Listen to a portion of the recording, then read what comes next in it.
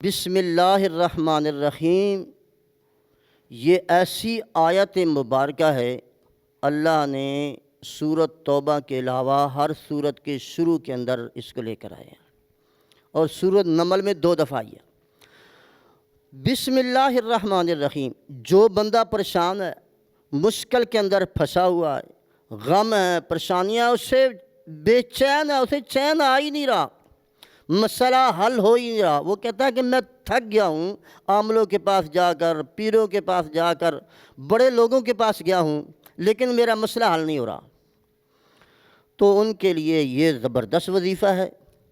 بسم اللہ الرحمن الرحیم، اس کو 19 مرتبہ پڑھنا ہے، ایک کم 20 مرتبہ پڑھنا ہے۔ اور پڑھنا کیسے ہے؟ فجر کی نماز پڑھیں، سر سجدے میں رکھ کر 19 دفعہ بسم اللہ الرحمن الرحیم پڑھیں۔ مغرب کی نماز کے بعد 19 دفعہ سر سجدے میں رکھ کر یہ بسم اللہ الرحمن الرحیم پڑھیں۔ اللہ کی رحمت سے جتنے بھی آپ کے مسائل ہیں ایسے چٹکیوں میں حل ہو جائیں گے انشاءاللہ۔